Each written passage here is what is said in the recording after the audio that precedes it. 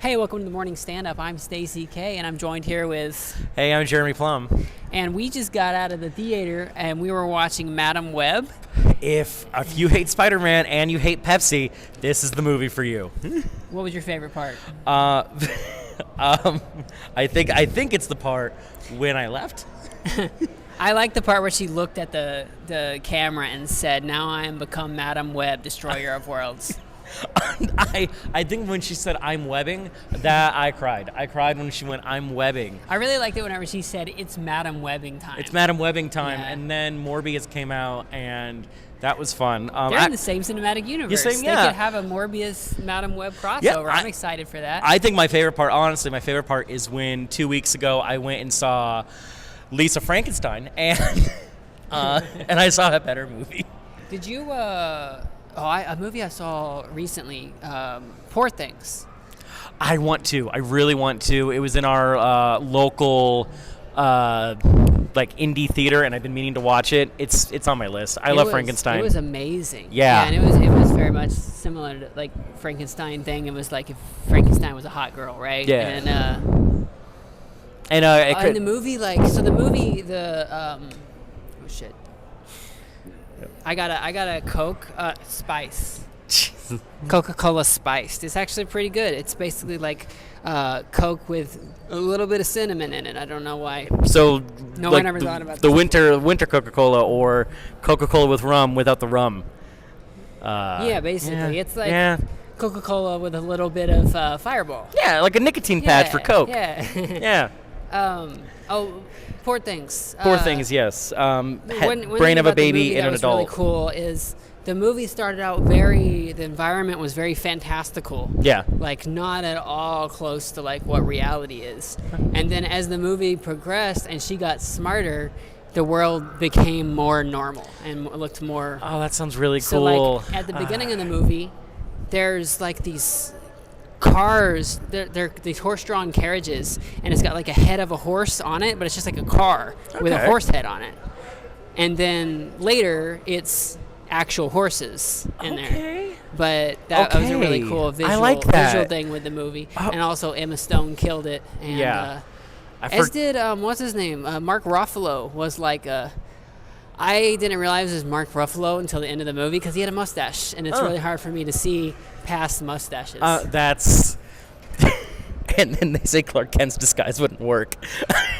Well, that's glasses. I can see past You glasses. see past glasses? Mustaches changes a man like crazy. Does. Right before I came out to KC, I had a beard and a neck beard, and I looked like a sad man. And Are now you clean shaven now? cleanish. Like I use an electric razor. When was the last time you shaved? Oh, dude, electric razors suck. Yeah, but they're quick. The last time I shaved was last week, actually. But they're brutal. They'll like fuck your skin up. So imagine I'm 18, I'm poor, I'm broke as shit, and I go to Walgreens and buy a bag of razors for $2, like 5 of them, single blade razors, maybe double. Mm-hmm. That'll fuck you up. If you can get past that. Have you ever used a safety razor? No. So No. safety razors is like the original Yeah, razor. just like a It's like a metal Yeah. thing with a head on it that you Yeah. screw, and the razors are replaceable. Yep. That is the best razor. The only reason the other kind of razors sell is because they can sell those at higher volume. Yeah. Because you can't use them as many times. And this one here, like, capitalism has not improved upon it in 70 years. And it's like the way to shave. I know how to shave because I used to have a full beard and I needed to not have a full beard for, girl purposes. So I got like really good at doing it to like a really close shave without whatever. And I grow it out till it's big and bushy and itchy, and my partner hates it because it's like up here is white, and then down here is it's a different darker. color. You have a multicolored beard. It's not good. That's but unfortunate. It's like beard vitiligo. Yeah, I'm lazy and I'm tired all the time. I'm tired now, and I'm a monster and a coffee drink in. Well, you woke up like really early. Yesterday I woke up at 4 a.m., went and did a show here after, did some shows, and I had a full night's sleep last night. Yeah. Whoops. No. That's perfect. That's No, perfect. it's This is who people came to see, not me. I right. get that. That's fair. I'm an Omaha schlub. No, but having you on screen makes me look prettier by comparison. that's- You got to understand. I get it. How No, it works. I'm dating a beautiful person. I get that. That's the only reason she's with you is because by comparison she's That and I'm funny. Like I'm like a that's cute, important. Yeah. If someone who's less prettier than you isn't funny, they can't. Well, look, when you're going to date up, you have to have a good sense of humor. It's important because otherwise you'll take yourself too seriously. You'll start getting jealous of how much hotter she is than you. No, you've seen my set. You know that I'm the punchline every time. See, I used to date girls that were hotter than me because like I wasn't as hot like back in the day. Like I was a guy and I was kind of cute, but I was like really skinny and like, you know, so like I feel like my girlfriend was hotter than me, and that's how I got funny in the first place. And yeah, so now I'm like hotter than people I date typically, and I'm also funnier than them, and that's why I'm so single now. See, Doesn't work. Here's my tip. I wanted to kill myself, and you can't say that a lot in public. So, like I am right now in front of a Claire's. Is that a Claire's? That is a Claire's. Oh shit. Yeah.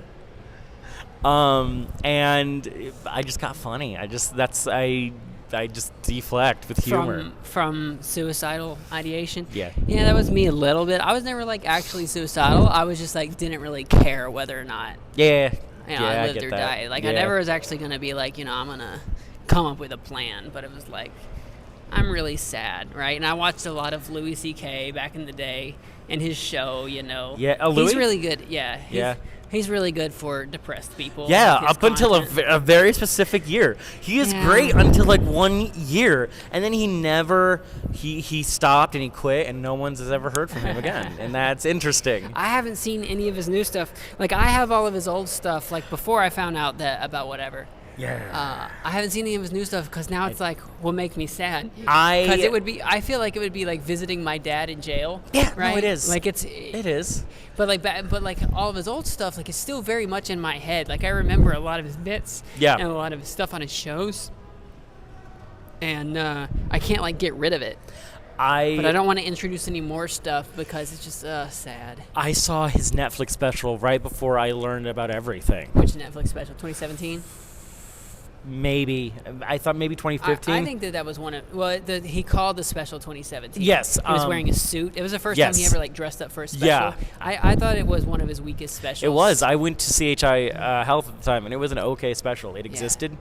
It was fine. Yeah. It wasn't like the great ones like he had did previously. Yeah.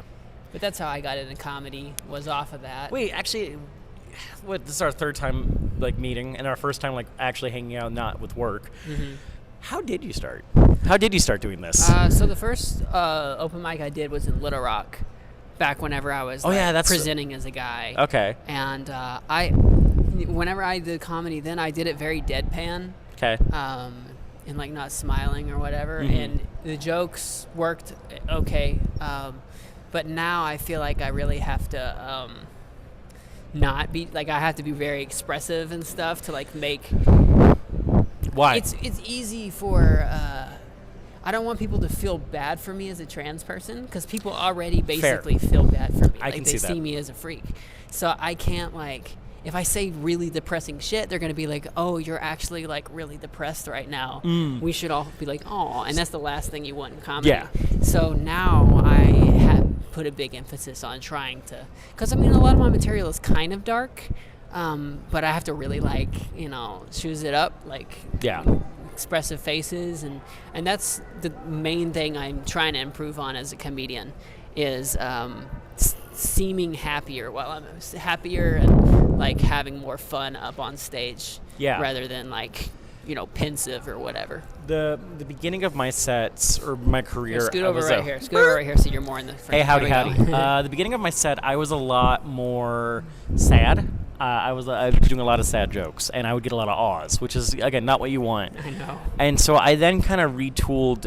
I was more expressive because I decided to be, like, I was that kid on Christmas that didn't know his parents were getting divorced. Like, everyone else knows but him. Wait, literally? No. Oh. No, but, like, that's the attitude I'd bring on stage. And then the pandemic happened, and my brain broke. I spent all of 2020 in my house, unemployed. And then I just got weirder. With my jokes. Mm-hmm. And honestly, even though I talked about being sad at the beginning, I feel like I'm more honest now. I'm feeling more myself. And if I do say something sad, just have that mentality of like, everyone else knows it's sad but me. And that leads to that humor, because it's the juxtaposition, which is the like crux of all jokes. Nice.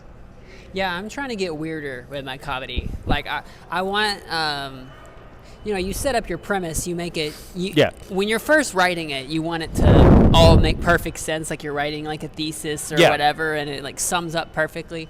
But whenever you're doing it on stage, like the more left-turny you can get with it, like just get weird. Like just go down the weird paths, and like you don't have to like go back to your original joke or anything like that. It can just keep, changing into weird stuff. Okay, so that leads me to a question, I guess. When you say you write a joke, do you write a whole bit, or do you write a set up punchline? Because I write punchline first, and then I work around it. Punchline first? Punchlines come first all the time for me. I mean, I have premises, and then I start to just like talk through it and like write it out, and I find the punchlines. And then, I'll go back and rewrite like a lot, like how I got to that punchline. Yeah. But I just keep saying it over and over, because I always try to say, you want to say it like different than what you would just expect. Like you want to say stuff weird and concise, like to where it's memorable. Yes. To where people remember that specific phrasing of how you did it, and finding that is really difficult. But once you do, you've got like a bit that's not really possible for someone else to steal, because your DNA is all over it. Right. I have a joke where I have the line "grease it and release it," and that is now my merch. Is that a form of frishing? No, it's about having sex with the Baconator. You? It's about how the Baconator has sex. You told me you had a Baconator joke. I didn't know you were gonna fuck the Baconator. Well, the Baconator fucks. It's different. He fucks. He lays it. Baconator is it's Burger King, right? No, that's Wendy's. Wendy's. And I don't even eat Wendy's. By the way, I just found out. I was watching an interview with Jim Gaffigan. He's never liked or really eaten a Hot Pocket, and that never. Yeah, apparently never, or at least when he was writing that joke, and that felt. That's crazy. That felt like hearing like Santa Claus does not exist. It's all fake. Well, it always is. It always is. Like the premise of my joke is that Wendy's has 3 sandwiches: Baconator, Son of Baconator, Baconator Jr. That's not true. They don't have that. It's just Baconator, Son of Baconator. Baconator Jr. is what they called it in the early 2000s, and I'm just whatever.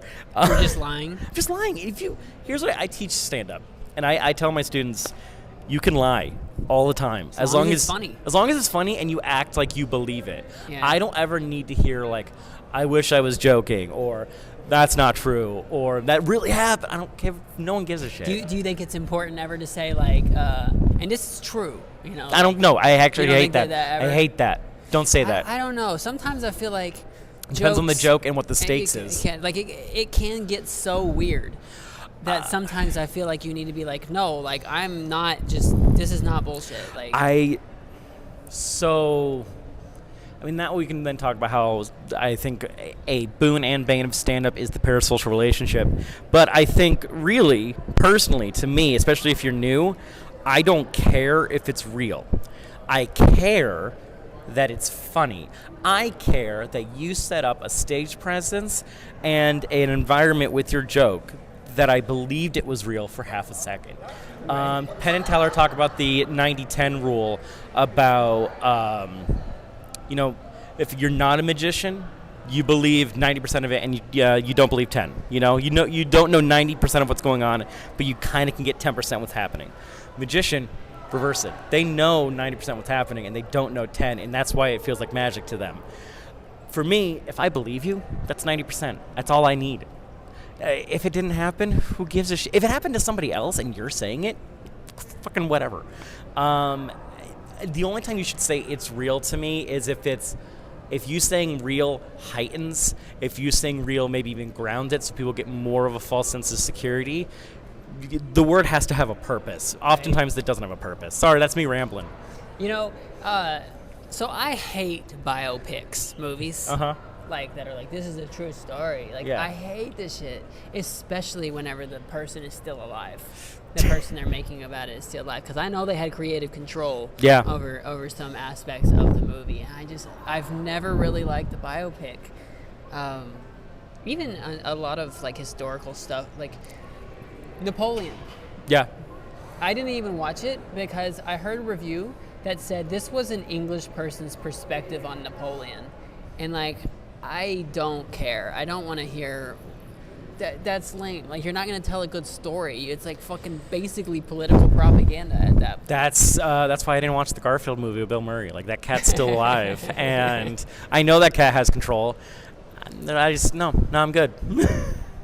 I get that. I can see that. It depends on if you're doing. To me, it's again, are you doing something interesting? But the thing is, like, I saw like it was a study or something on the ratings that like a true story will get. Yeah. Is like substantially higher than like something. I mean, have you seen Killers of the Flower Moon? No, I want to. Are you talking about like an IMDb rating or a Rotten Tomato rating, or are you talking about the MPA movie rating? Like okay, you're talking about critic scores. Okay. Yeah, get higher reviews if it's if it says it's a true story. So every time I see I'm looking at the rating of a movie that's a biopic, I always like have to weight it down a little bit. Like, if you say this movie's a 70, that means it's probably a 60. It's probably not too great. I kind of avoid any reviews or numbers or anything, because I think, to me, it's hindered the movie-going process. People go like, well, if it has a high Rotten Tomato score, it's a good movie. And I go like... Well, Rotten Tomato is just whether or not you liked or disliked the movie. That's not the same as a critic rating. Even critic ratings, like, I will... Okay, good example. I saw Lisa Frankenstein. Mm-hmm. Lisa Frankenstein. Oh, did it get a bad review? 50%. It's 50% Rotten Tomatoes, and also it was like some... And I scrolled down and I read some of the reviews. Where either people loved it, or people really hated it. And I also saw Skinamarink, which is the same thing. You rather love that movie and you get that movie immediately, or you hate it. And I love going in blind and making and like feeling I like to not see previews. I like to not know anything really about the movie. Yep. I care more about the rating. Like, if I know a movie. If critics say the movie is good, then I'll be like, all right, I'm going to go in and just with a blank slate and just watch it. And I've disagreed with scores of stuff, but a lot of times, look, there's a lot of trash. Yeah. There's a lot of trash movies out these days. I mean, it's always been like that. But, they put out a bunch of terrible movies. And I don't know. I've seen a lot of good movies recently because I've always paid attention to critic scores. Yeah. And reviews from people that, like, I trust. Like, fair. I have, like, people who are, like, super into movies and stuff like that. And if they say the movie's good, then I'm like, that's different. I like your taste. You're probably right about this. I have, so my twin. My twin is a big movie buff. And sometimes we disagree on films. Like, one of my personal favorite films is Tammy and the T-Rex.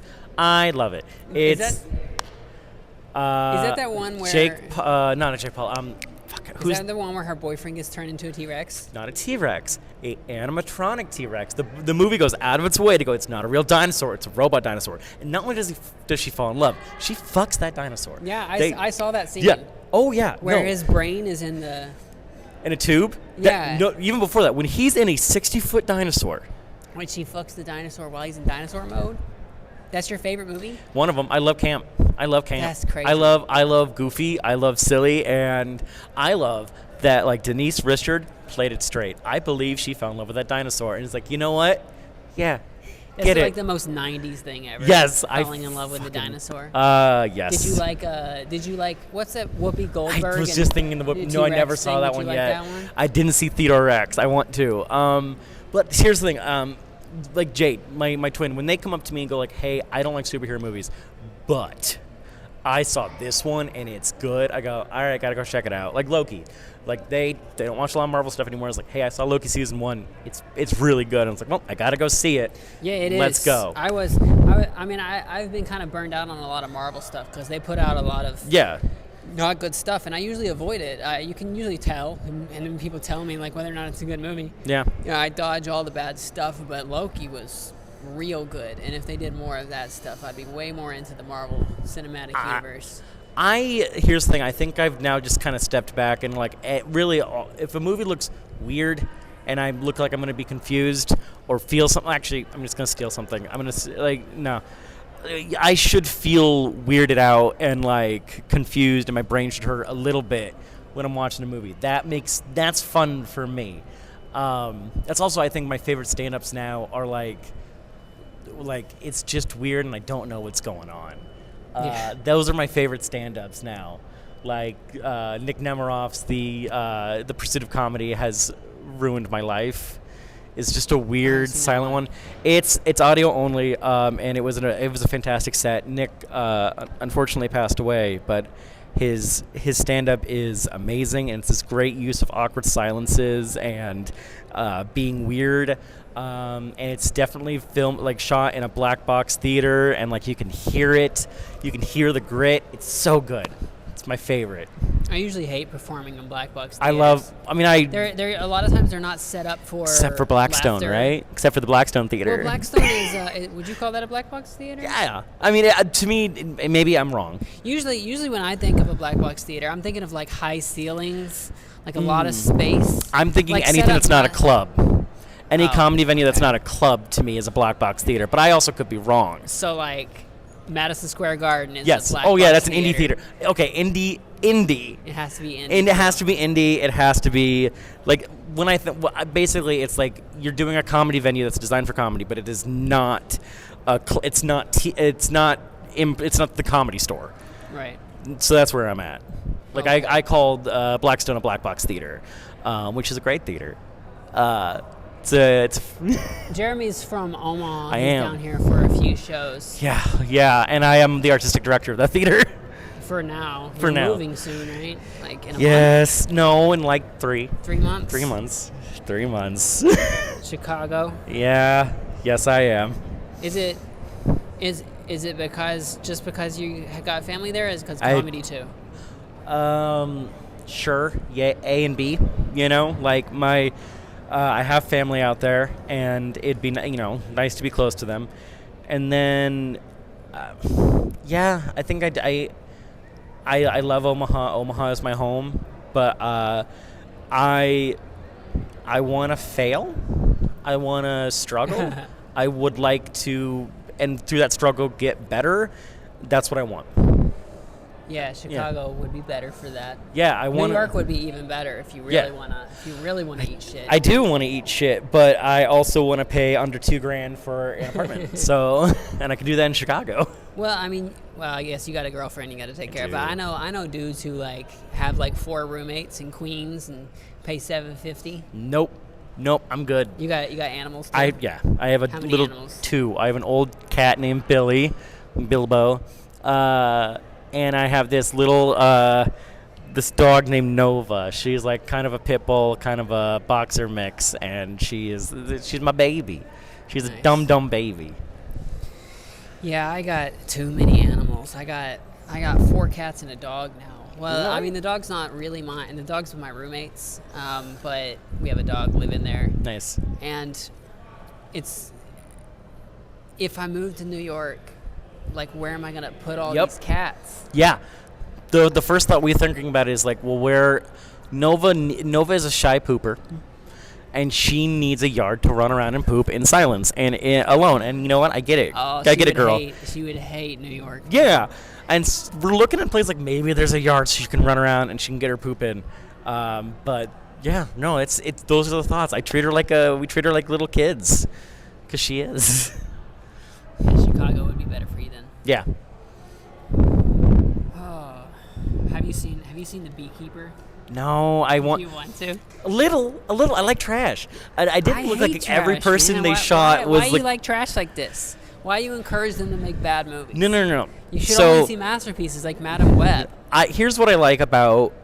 So there's different layers of trash, and I think some people are afraid. Like they want to see stand up. Let's talk about stand up. sometimes when people say I love stand-up, they only see Netflix shows. They only see Netflix specials. And whether or not they're hateful or whatnot, they're hyper-polished. And they're people who've been doing it for decades. And so there is no edges, unless it's just transphobic nonsense. But, like, it's just clean, it's polished, it's meant for the biggest net. And that's fine. But it's also boring. But I don't feel like that's the same thing with movies, though. Like, a lot of times, some of the best movies are, like, very... they do a lot of original things that, like, bad movies would never... Or, like, more, like, mainstream movies would never get away with. We're joking about seeing Madam Web. Which is made for the biggest audience It they is can. not. Yes, It it is was. not. Yes, it was. It is a blockbuster action flick. It was made by Sony to Yeah. increase the value of their brand Yeah. for negotiations Yeah. whenever they're dealing with Marvel, Yeah. so they can set up a big Spider-Man universe And movie how- with the Sinister Six. How do they build? And here's the thing: how do they build up that stock portfolio? By getting a big number on the box office. The only They're way to not do that getting- is make it the they're biggest not net. gonna get a Not big for this. number. Maybe Madam Web's not the greatest example. It's gonna flop like Let's crazy, and it's got a do- pretty small budget. It's only 80 Fair. million. Okay, for let's a do- CGI movie. There was basically no CGI. Let's do. Driveway Dolls is not a good example. Yeah, okay, let's do Beekeeper for 500, Alex. That's not that's for a very specific small crowd Yeah. who likes terrible Jason Statham movies. Yes. No, that's too controversial.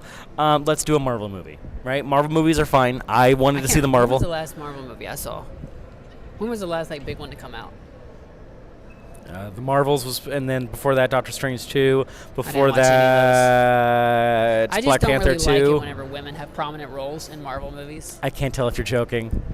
I can't tell. Like, here's, like, you texted me. I was like, hey, let's go to the comic store. You went, I don't know. That's a lot of nerds. And I was like, I don't know you well enough yet. And I'm trying to figure out if you're joking yet. No, I mean, it's true. There's a lot of nerds at comic book stores. Yes. But I didn't know if that's a plus or a bane. You and I talked about I walk in for when we're having lunch today. You don't even say hello to me. You go, look at this Charizard stuffed animal. And I go like, oh, cool. I said hello to you first.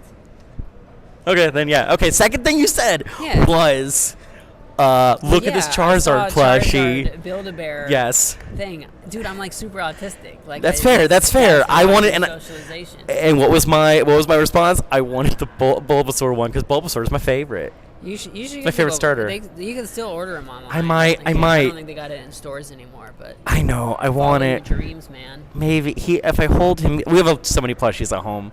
I have like so many, and a lot of them Peanuts related.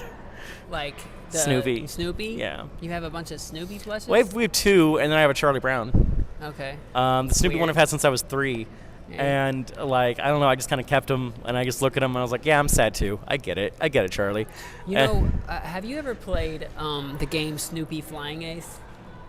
No, for the Switch? No, it's, well, I don't know if they put it on the Switch, but it was Xbox 360 back in the day. No, I have not. It's like an arcade dogfight, like, dogfighting. Dogfighting. That's what they call it. But Rough. it's they're airplanes. It's like World War One. Yeah.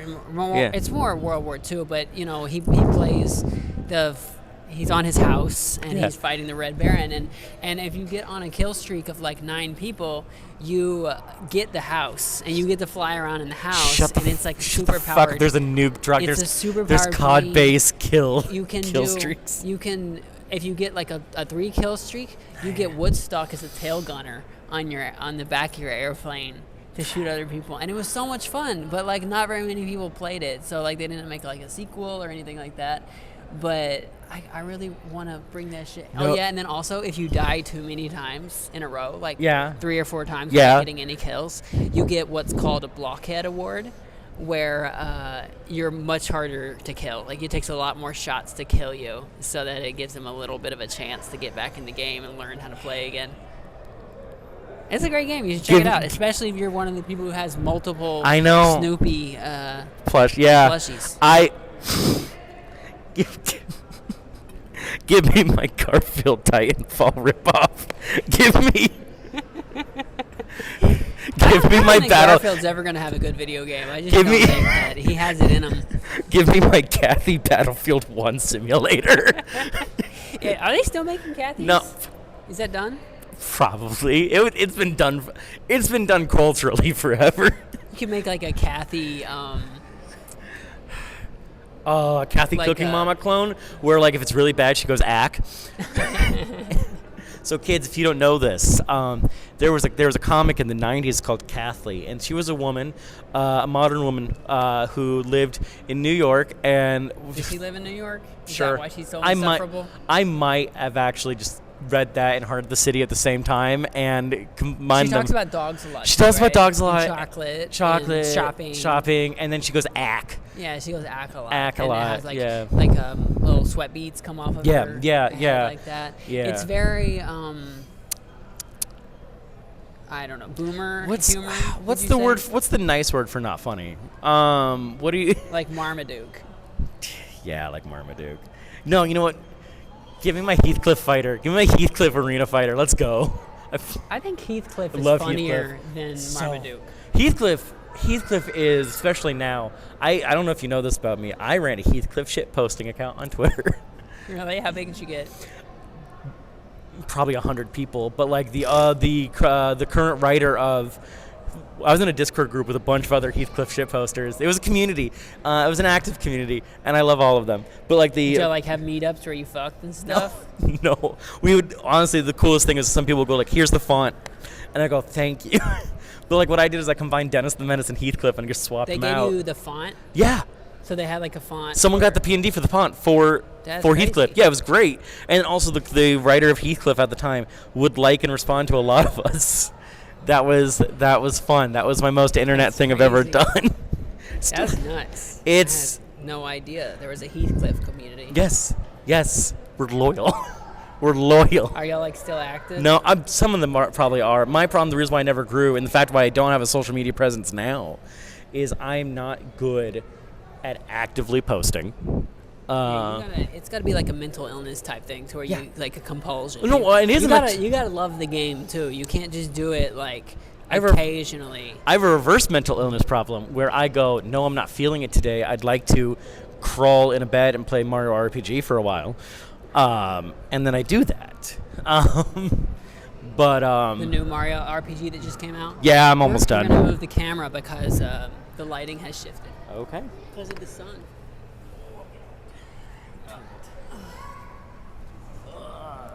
No. Yeah, that's what I've been doing. This is the most like nonchalant podcast I've ever done. This is wild. Yeah, I think the audio will probably turn out pretty good because Yeah. we're speaking directly into Yeah, but our I've never. things here, and Yeah, I've never been. Last time I was in a mall.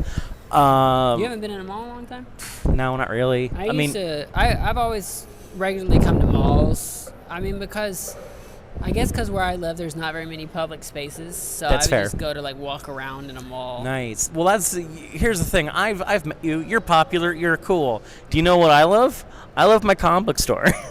I will sit in my comic book store and drink their coffee because it's also a coffee See, shop. The thing about me going into a comic book store now is like I'm really hot, and a lot of times nerds don't know how to handle themselves around girls that That's are really fair. hot. And it's not just a nerd thing.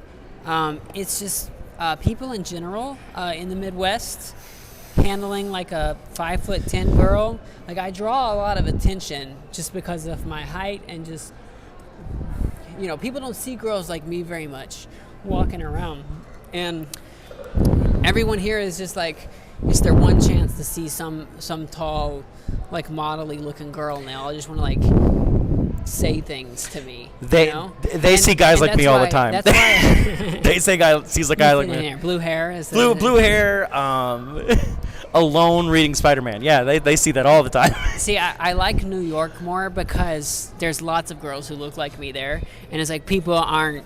I'm just like another person. That's fair. And also being trans, like they're used to seeing trans people walking around on the street, right? Yeah. So and also New Yorkers are like a very mind their own business kind of people. Yeah. Like they'll they'll like say fuck you if you like bump into them or like are in the way on the subway thing or something like that. But otherwise, they won't really pay attention to you. Most people keep their eyes down in the subway. Yeah. So it's a different kind of culture around here. It's like people are more like paying a lot of attention to you and like being nice and stuff. And it's like I hate the fake niceness here. I am a Midwesterner. Like, I feel bad if someone's having a bad day. Like, you saw me. Somebody was walking past me, and we both bumped shoulders. I went, oh, no, you go first. You go first. I hate that. We spent like 30 seconds like, no, please, please. Just commit to a lane. Nope, it's guilt. And you both get past it. You just both want to feel. It's guilt. I feel Catholic. guilty. Yeah. Okay. I told you I was a substitute religious ed teacher. Yeah, that makes sense. Yeah. I see it. No, you don't. I do look Catholic. I'm looking at my face now. I see the sad. I get it. Yeah. Ugh. What, are you Irish or something? Part of it, yeah. Okay. In fact, I do have this little 4-leaf clover right here. Do you? Yeah, and a real Are one. you a leprechaun? I'm too tall. I'm too tall. No, I'm not. I'm 5'8". You got a little 4-leaf clover on your ID? No. This is a real one. Did you buy that or did you find it? No, I found it. You know they're not that rare. No, they're not. They're a lot more common than I you would spent. think. What is it like? Is it like 5%? Like Probably. I don't know, but like in any thing of clovers, you can typically find a 4-leaf clover. I spent years looking for it because I had one, then I lost it.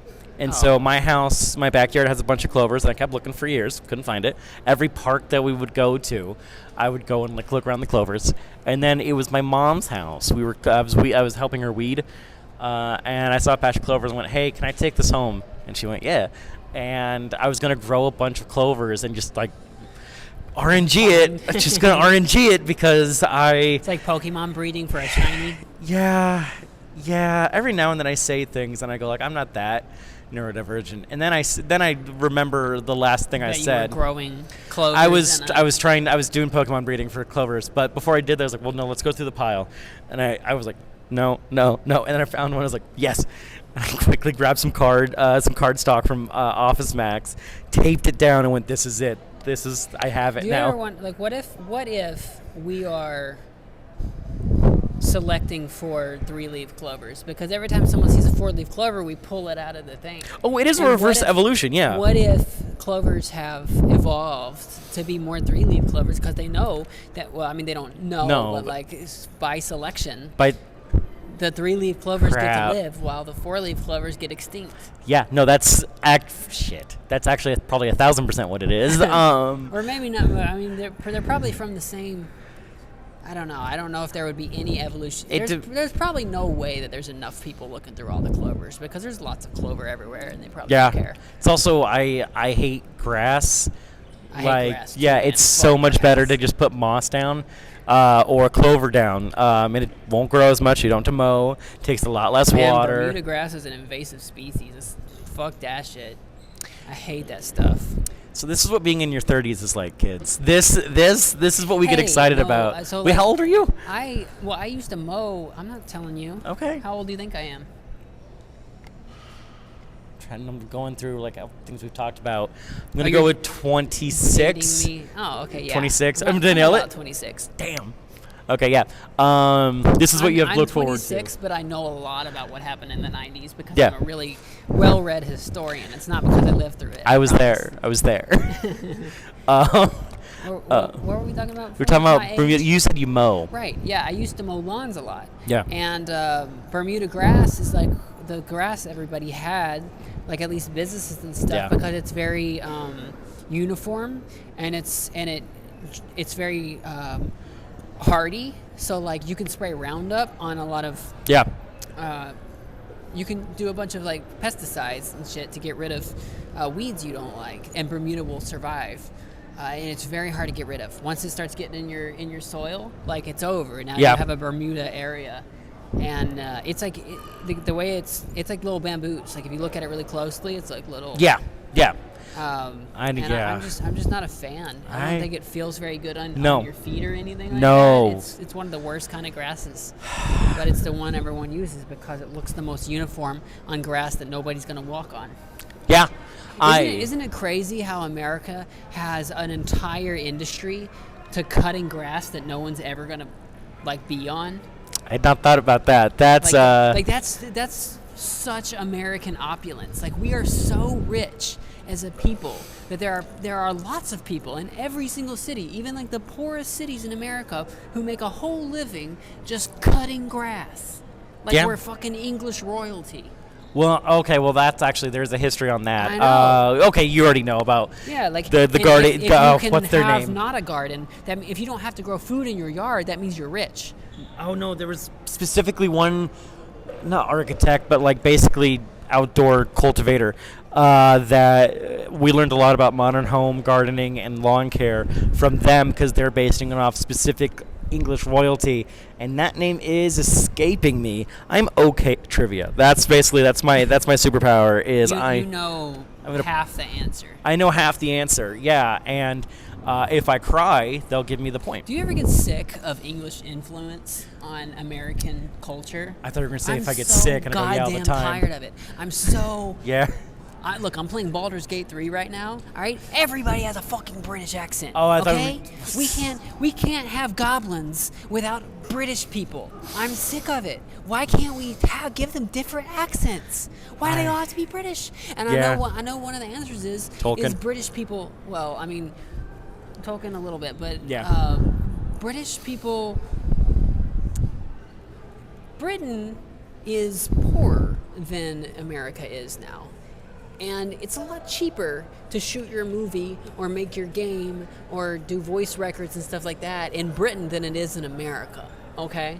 So that's why a lot of that shit happens. We shoot a lot of like Marvel stuff and like all kinds of bad media in Britain because the actors there are cheaper.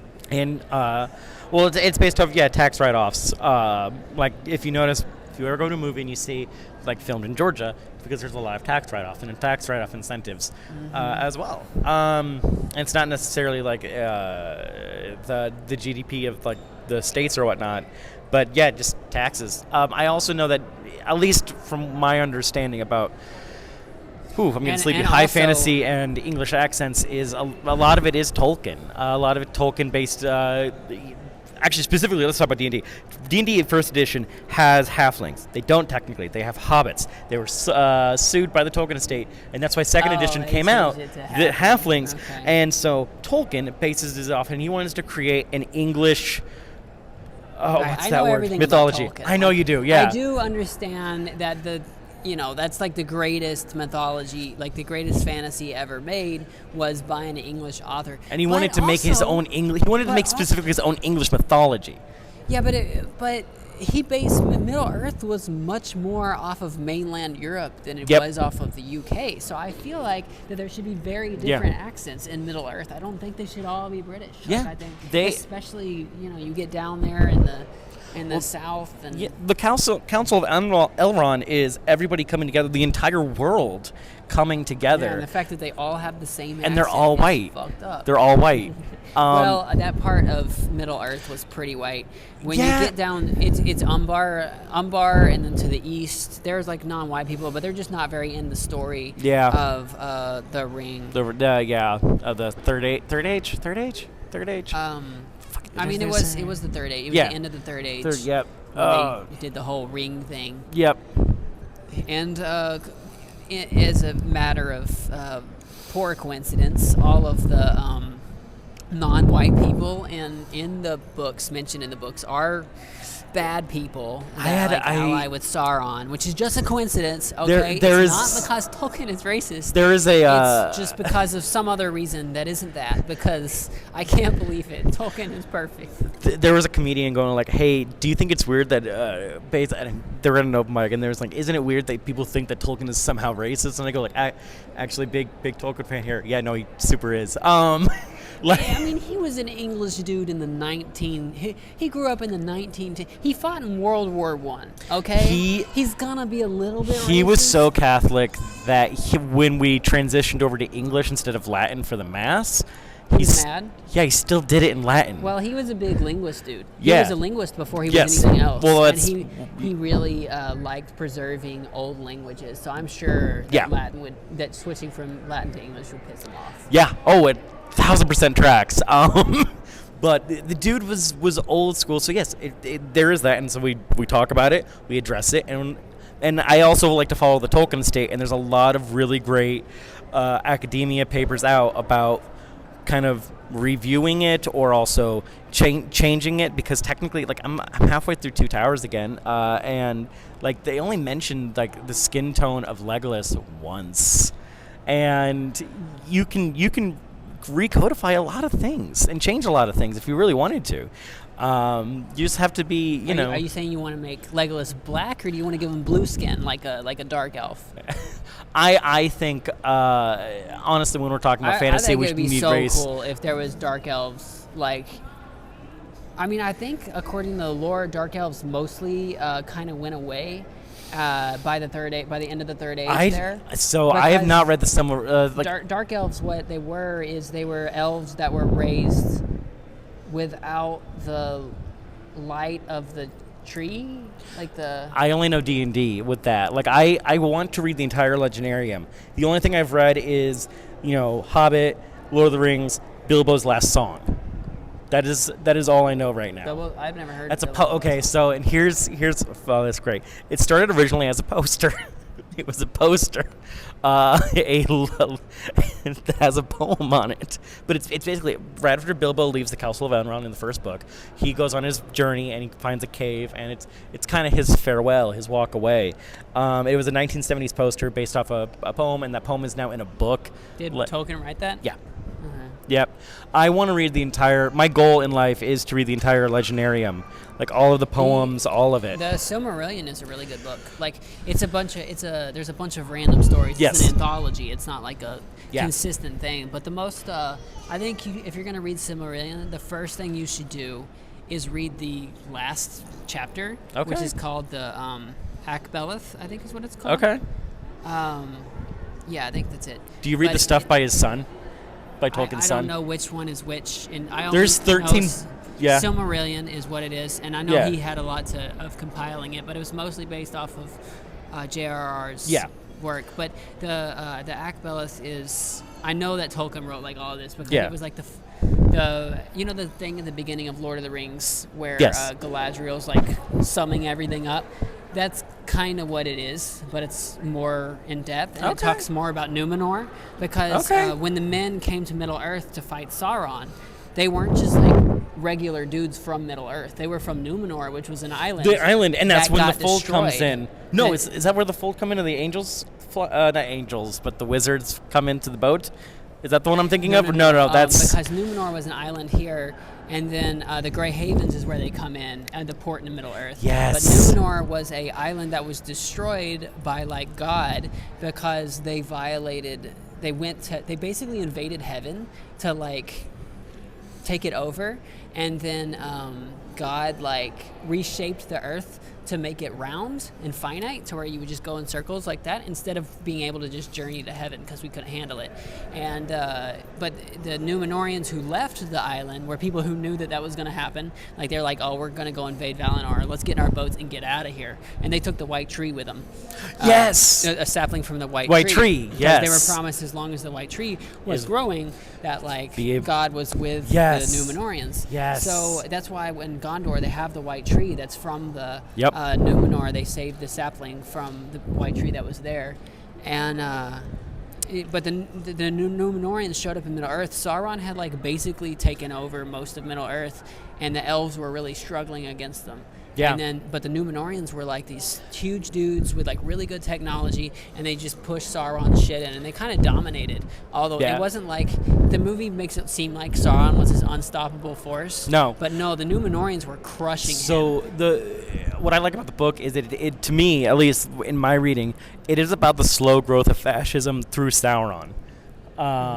And really the ring is just a symbolic of removing every trace of his ideology. He is not moving fast. He's moving incredibly slow. Who? Sauron. Well, that's because he got killed. He got killed, yeah. He was dead. That's why Fair. he was moving slow. I'm sorry, not he Sauron. Wasn't doing it on purpose. Oh God. Oh God, the other white wizard. Oh no. Saruman. Yes. He moved pretty fast. I mean, once he turned to evil, once he was like, "Let's go. Let's invade Helm's Deep. Let's try to get the ring." He was really trying to get the ring before Sauron did. Yeah. And the movies kind of like overstated this, like the conversations between Gandalf and Saruman. Yeah. Saruman and Gandalf actually could have used the ring to like destroy Sauron and basically be the new Dark Lord. But it would also. And Saruman could have easily done it if he had gotten the ring, and that's why he was out looking for the halflings. He was trying to find the ring so that he could have it and overthrow Sauron. And it would have worked if he had gotten it. But if it wasn't for those meddling hobbits. If it wasn't for that meddling fellowship. I see. When I say slow, I was thinking like when he was like walking and talking with Treebeard for like hundreds of years, and like being distant from the world. Yeah, well, I don't know if he was always planning. I don't know. So, I want to ask you a question because you and I both saw the Super Bowl, right? Did we both see the Super Bowl with a non-football liking crowd? A little bit. Yeah, I mean, okay. I only saw it with my 3 roommates, and they were all invested because we're in Kansas City. Well, yeah. And also, it was a great game. It was such a good.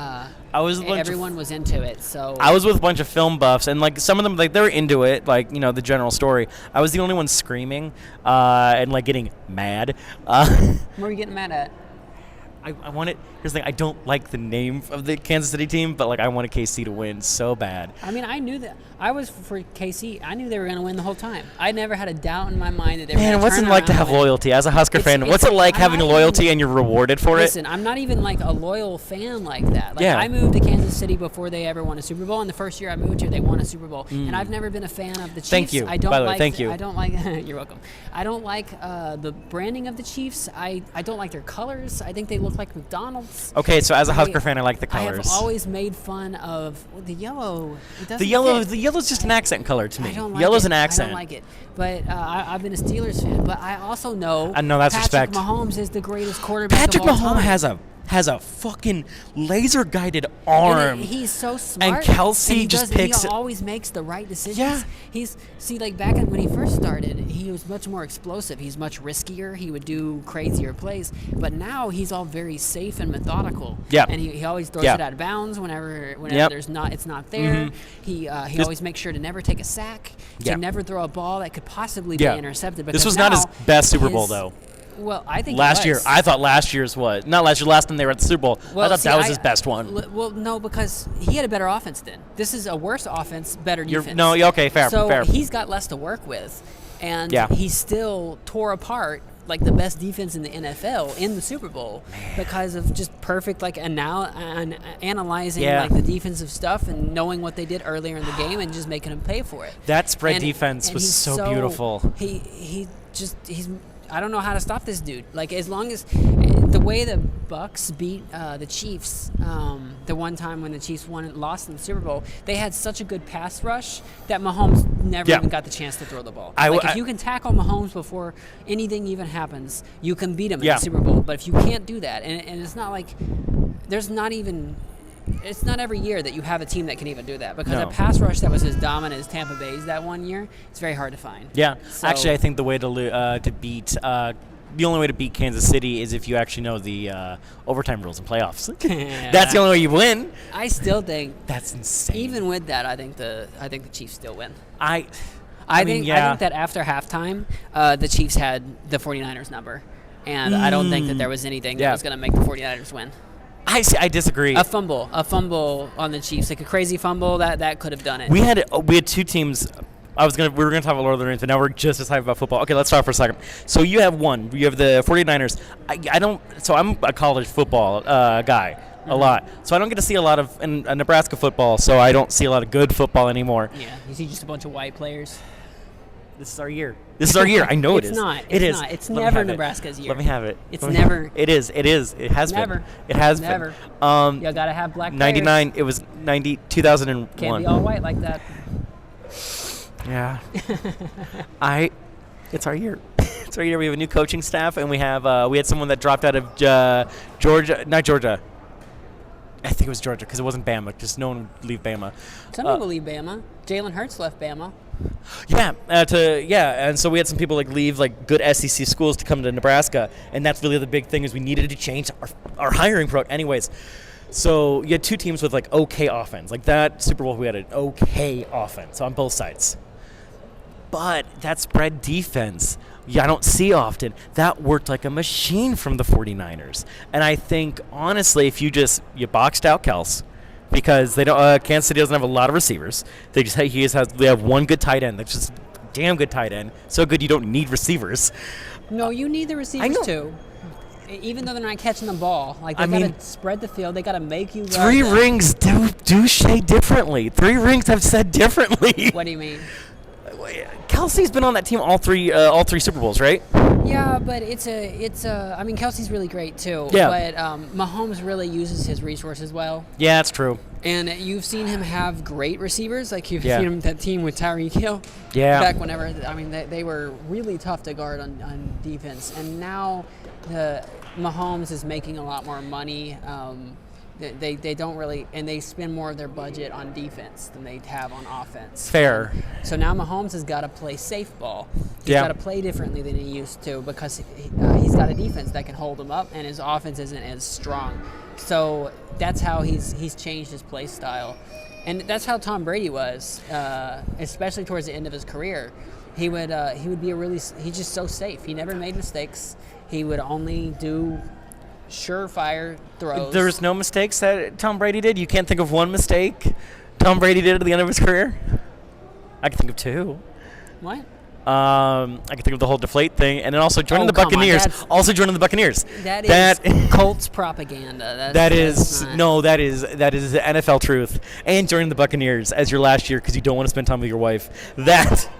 That is in. Granted, I will admit, proof that Brady's a good quarterback because he took that he went on the Bucs and won a Super Bowl in his first. That was insane. That is great quarterback. I will admit to that. I will admit to that. That was. They did have a good defense, but Brady brought him home. And I will admit, defense wins games.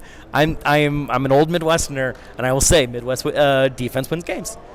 Did we just become best friends? I don't know about that. Oh no, we're just talking about football and Lord of the Rings. That is everything. No, the reason why I brought this all up is like I had a fight around the time of the Super Bowl. Gandalf in The Hobbit and Lord of the Rings. Is he a jerk? Is he? Gandalf? Yes, or is he? He's a lovable scamp that sees the good in people. Because that's what I think. Everyone, a lot of people I talk to, so that Gandalf is angry. He's mean, and he's a jerk before he dies. Does what he needs to do. I think the difference between him and Saruman is he sees the good in people, and he wants to bring everyone together to bolster everybody up, whereas Saruman is pure fascism. See, Saruman was originally sent to do what Gandalf ended up doing. Yep. They were both, so Saruman was a white wizard. Yep. Gandalf was the gray wizard. Gray wizard, yeah. And Gandalf came much later than Saruman did. Saruman was there for thousands of years. Gandalf didn't come until about 500 years before the war started. Yeah. And when Gandalf showed up, he was given, he came into the Great Havens, and he was given the Ring of Fire, which is one of the Elvish rings of power. Yep. Ring of Fire, which would inspire hope in people, is what Gandalf would do. Mm-hmm. And he would, he spent all of his time just running around where there was going to be problems and warning people and trying to tell people things they needed to know and like getting people connected. And like he was an organizer. Yeah. And in Rohan they called him Gandalf Stormcrow because every time Gandalf would show up, bad stuff would happen. They hated. Dumb people think, oh, someone showed up and this bad stuff happened. That must mean that he's causing it. I mean, he also stole a horse. He also stole a horse. He didn't steal a horse. Shadowfax is a Maiar. He has a free spirit. He does. That's true. But that is the king's horse. That is technically the king's horse. Is it? No. Yes. Yes. Not. That was the King of Rohan's special horse, the white horse. And was that the one? Is that Shadowfax? I'm trying to remember. This is movie propaganda. No, this is not. This is book. The king hated Gandalf for two reasons. One, always brings bad news. He's just a downer. He's the downer at the party that like gets way too high and tells people he stole Shadowfax. And then he goes like, okay, promise me. And then once he finally convinces the king. That's like saying you stole someone's girlfriend. Like she has free choice. I mean, that's true. And then they ask like him like, you can have anything to help in this war against Saruman. After he gets lizard tongue. No. Oh. Worm tongue. Thank you. Worm tongue. After worm tongue, I was like, hey, thank you for that. Anything you want. He goes, I want your car. And he goes, what? Yeah, I want your car. You're not using it. Let me do it. Wait. I look better in it. Gandalf took the horse. And away? after he stole the horse, he goes, "Let me keep the horse. Let me keep the horse. It's gonna look cool." And he's not wrong. So you're talking about whenever he cured Theoden from being old? Yeah. He turned Theoden young Yeah. again? He goes, "Let me, let me have your car." Hey, get over it. I'm going to keep Shadowfax. Okay? Yeah. Nice. No. But no, I think the difference, and like the reason why I think it took Saruman so long is I remember that conversation with Treebeard, and that's the part that sticks with me the most for some reason, is where he goes, I could see back then Saruman felt so different and so distant from the world that he was here to help, and that's the difference between him and Gandalf. Is that Gandalf loves the hobbits, who nobody cares about. Your love of the halfling's leaf has clearly slowed your mind. It can't be that good tobacco. It's can't not. be. It's gotta be it's gotta be crap. Weed. It's gotta, yeah. Weed. But it burns good. It burns good, so we can do the smoke rings. The smoke hobbits chips. were huge potheads. Okay, Yay. let's be real. And he based the hobbits off of him and like his friend C.S. Lewis, who wrote the Narnia stuff. Yeah. They definitely just smoked a bunch of weed. And talked about God. Totally what they did. Yeah. If you're one of those people who still thinks it's tobacco, you're crazy, okay? You don't say that tobacco slows your mind. Saruman said your love. He was insulting him. He said your love of the halfling's leaf has clearly slowed your mind. That's an accusation of wheat, okay? Yeah, that's fair. That's Old fair. Toby is wheat. It's not tobacco, and I don't want you to believe anyone else tells you differently. Okay, we're past an hour on the podcast. Do we have anything else specifically we want to talk about, or what? Up to you. Like I'm a guest in your AMC. Do you have any social medias? Yeah. Do you still have your Heathcliff account that you want people to follow? No, I deleted X. Okay. I deleted X really quickly. Why would you call it X? That's gay. You're right. I know. I deleted Twitter. No, I deleted. But I'm Plumb Jeremy on everything. And also part of the new Tape Deck Productions record label. I have a podcast of my own where I talk about new comic books to like get new people into this hobby that I love, called Panel Picks. Nice. Yeah. All right, we'll follow that shit. Thanks for watching. I hope you have a good week, and don't go see Madam Web. It was really bad. All right, see y'all. Yeah.